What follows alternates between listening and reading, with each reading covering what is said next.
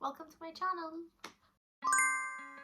Okay, so I'm Tomorrow, and today I'm basically just starting this thing where I am going on this self-love and health sort of journey, which I know sounds very cliche, but honestly, like I've been telling myself for the past few years that I'm on this like self-love journey and this health journey, but I've come to realize through like watching other creators and through like my own research that it was very toxic and not that great, and I'm honestly just trying to embrace my body and myself for what I really am. So that's kind of the point of this video. Okay, so first things first, I woke up early. I set an alarm for like 8:30 because I usually like to get my workouts in the early morning because that's when I'm most energetic. And if I don't get my workout in the morning, I usually just never do them.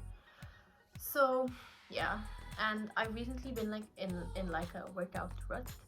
So I was kind of excited for the first time in a while to actually get up early and work out because it's been a while, to be honest. So anyway, I woke up, opened my blinds, let some sunshine in, and then I wanted to start doing this thing where I actually make my bed every day because it makes me happy when my room is like clean. But I don't know, I've just not really been doing that recently, and I feel like making my bed really makes a difference, especially because it's kind of a small room. So like making the bed really does make it seem like it's all clean. So anyway, made my bed, and then I got dressed, put on my shoes, pet my dog, and I went downstairs to get a little snacky snack before my workout. So today's a lower body workout, and it's actually a workout by Whitney Simmons. She just posted it actually. So usually I don't really eat before I work out, but today I just felt pretty nauseous, and because it's lower body workout, I do kind of like to have some fuel in me before I start the workout, so that I had some grapes. And then I started the workout, and it's fucking intense. It's so intense. It doesn't look intense when you like read out the workout, but it's so intense. And disclaimer, I'm not a professional. I'm not a personal trainer. I'm honestly just trying my best and doing my best. I know my form is probably not the best, but I'm trying. So yeah, I did some sumo deadlifts and then normal deadlifts, and then when it came to like the split squats, I was dead. So I only like did a few rounds. I couldn't really do the entire like split squats and RDLs. And then there was also like hip thrusts and then single leg hip thrusts. It was just intense. And then I did a little finisher, just like some leg finishers to kind of like really maximize the burn. And then I stretched, and then I was feeling disgusting, so I went up and had a shower. As you can see, I'm all clean now. And then after my shower, I went downstairs, and usually I would have like a protein bar and like a smoothie, but recently I've been trying to kind of like stop relying on like supplements for especially my protein. So I instead opted for some eggs and some turkey, and I added some cheese, and it was delicious. And then I also added some tomatoes for like vegetables because it's good for you. And I'm gonna have a lot of carbs for my lunch, don't worry, carbs are your friends. So after breakfast, I kind of just like sat and chilled for a while because it's summer, so I don't really have much to do. So I kind of just like worked on my laptop for a while, and then I got dressed and we went down for sushi. So one of the big things that I feel like really helped me in terms of how I view my relationship with food is just really knowing when to stop.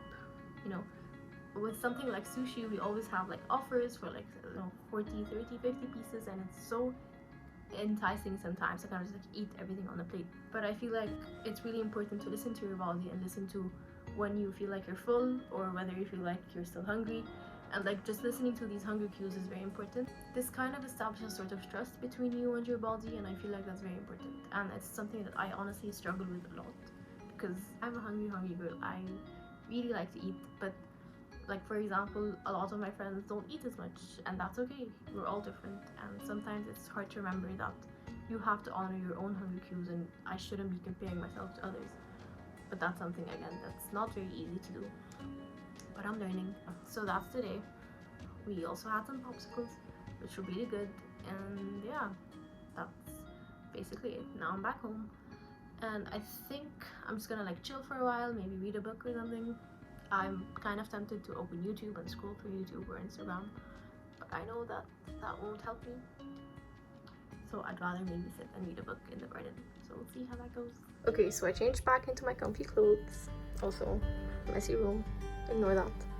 But I will go and try to read in the garden because I know it's gonna make me happier and better and feel more accomplished. So I'm currently reading this book. It's called The Originals by Alan Grant, and it's pretty interesting so far.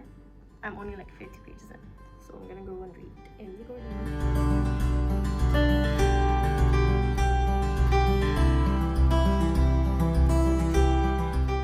Something that's obviously also very important in terms of health is water, hydration.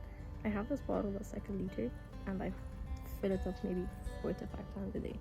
Especially in the summer, you need to hydrate. So drink your water right now. Something to really keep in mind is the fact that health does not always mean, just eating healthy or working out. It sometimes also means chilling, taking a break, going outside for a while. Because it's just sometimes I feel like, especially with like the fitness industry and all of that, there's always this emphasis on like going outside and getting in your steps and getting in 10k steps and all of that. And while that's very important, sometimes that feels like a lot, and sometimes I personally just can't get out of bed. So I feel like something as small as just maybe going out in the garden, or maybe if you have like a balcony, just like stepping outside in general. It's just as good, if not even better, than beating yourself up for not, getting in your 10,000 steps for the day.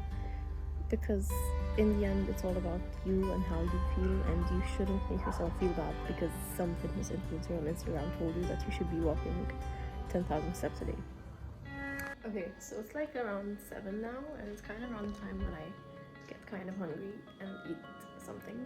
I usually opt for like fruits and yogurt, maybe some granola, and that's kind of what I'm feeling today. Okay, so I just added some Greek yogurt into this bowl, and now I'm gonna add some Special K because it's what we have. So I'm gonna do that. And I'm also gonna add in some frozen berries because it kind of makes it taste like frozen yogurt. Voila! Usually you're told that you shouldn't eat after a certain time or whatever, and I used to believe that. I used to stop eating around this time actually, and would force myself to basically sleep hungry because I did not want to get fat. But that's bullshit. Okay, you should feed your body. You should have food whenever you find that you need the food, whether that's midnight, whether that's early morning, whether it's at 7 p.m, after 8 p.m, whatever. You need the food, your body needs the food, and you need the fuel, and that's okay.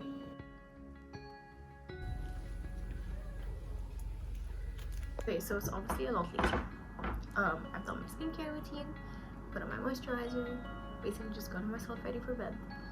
And I kind of just wanted to end this video by saying that obviously, one day of like just eating healthy and like working out is not really what makes a difference. It's all about consistency. But I feel like I really just needed this sort of reset because while today wasn't that much different, I feel like I was just waking up with this sort of mentality of like, today I'm just gonna do something different. I'm gonna change. I'm gonna work for myself and be better for myself, not for anyone else. And I feel like it's very important to emphasize that whatever you're doing for yourself and not for some aesthetic goal, not for someone else, not because someone else told you to. And that's again something that I've personally struggled with a lot. And like even just me like editing this video and seeing myself on camera, I just am very quick to judge myself and to criticize all the flaws that I see that I have. But again, it's important to remember that it takes time, and it's okay if you don't love yourself and if you don't cherish yourself from the very beginning, because it does take time and it takes conscious effort, and no one really talks about that. No one really talks about the conscious effort that you put in order to love yourself.